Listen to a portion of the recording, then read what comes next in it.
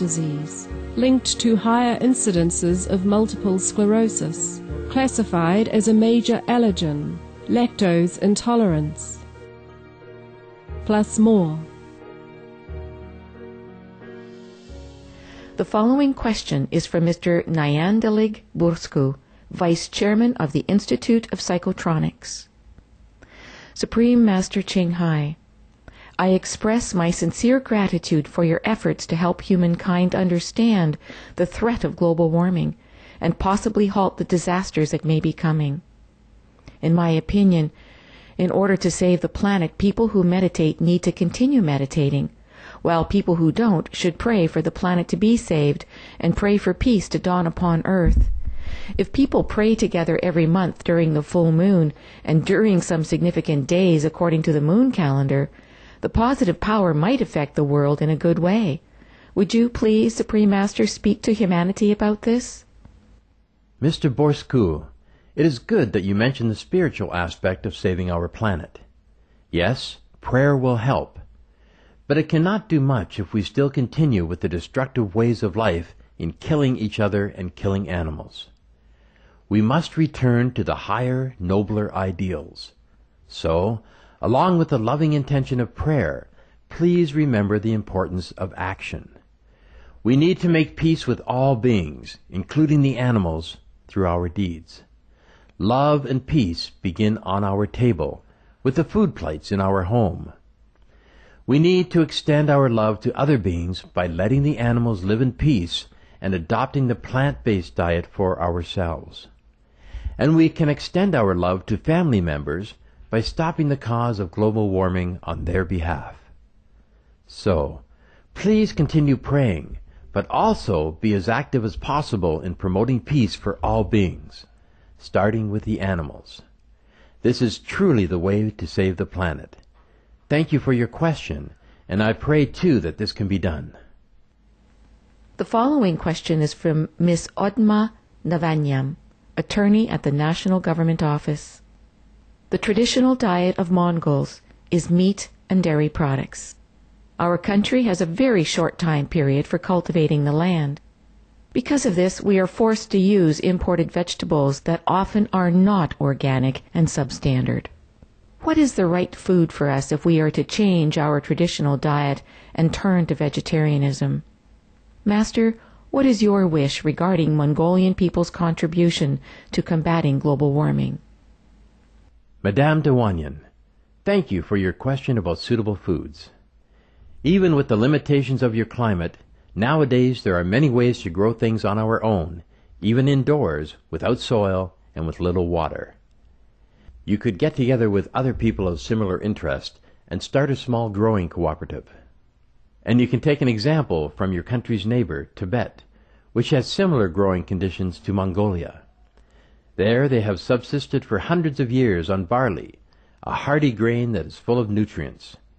For delicious vegan recipes, you can go to www.suprememastertv.com, where there are many free, easy-to-prepare dishes. Since our environment is already so delicate and fragile, especially Mongolia's, we should be extra mindful to protect the land by not burdening it with the demands created by livestock raising. This would cause even worse desertification conditions, not to mention the animals' suffering. My wish for the Mongolian people is the same for all global citizens, and that is for an earth that is preserved in all its beauty and sustainability, the way God had originally intended, an earth in which all inhabitants live in love and dignity and respect for one another. Some of the benefits of a vegetarian diet: lower blood pressure, lower cholesterol levels, reduce type 2 diabetes, prevent stroke conditions, reverse atherosclerosis, reduce heart disease risk 50%, reduce heart surgery risk 80%, prevent many forms of cancer, stronger immune system, increase life expectancy up to 15 years,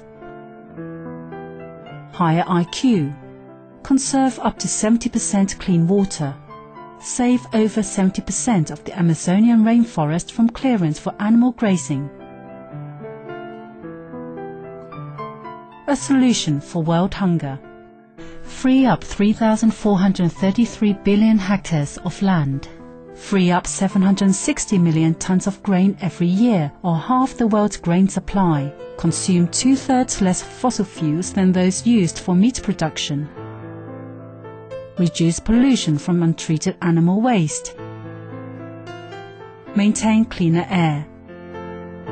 Save 4.5 tons of emissions per US household per year. Stop 80% of global warming. Plus more.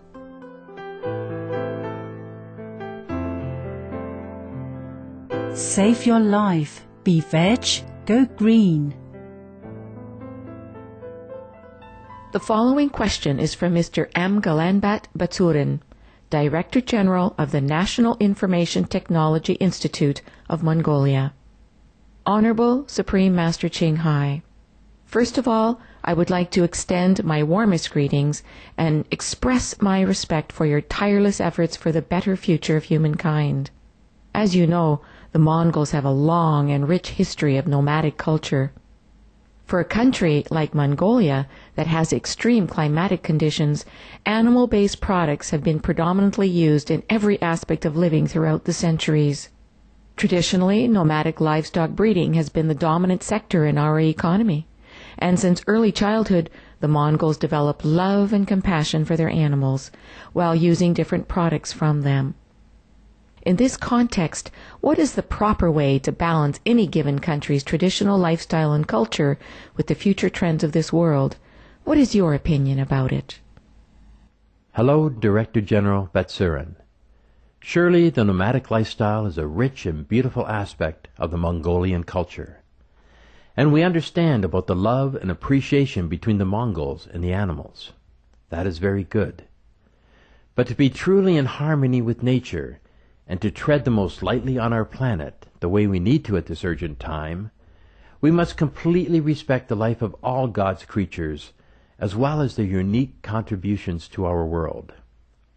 This means we have to stop any kind of killing, because even though the products are used in a context of compassion, it still involves suffering to the animal. Even consuming dairy products is not something that happens between other animals in nature. And the raising of livestock produces dangerous and unwanted greenhouse gases which cause global warming and threaten our world's existence. The vegetarian lifestyle is therefore the most fully developed level of compassion. The following question is from Mr. Shankar Ambrait, Professor and recipient of the highest state honor, the People's Teacher. Our country is located in a large landlocked area surrounded by mountains with a high elevation above sea level. With relatively weak ecosystems of a dry Gobi Desert, a small percentage of forest cover, and a few rivers and lakes, do you think there is any action that can be taken in order to slow down or neutralize the effects of global warming in our country? Yes, Professor Ambrait. Being vegan will have the immediate effect of removing methane from the atmosphere, which is one of the highest heat-retaining greenhouse gases, up to 72 times the heat-trapping effect of carbon dioxide.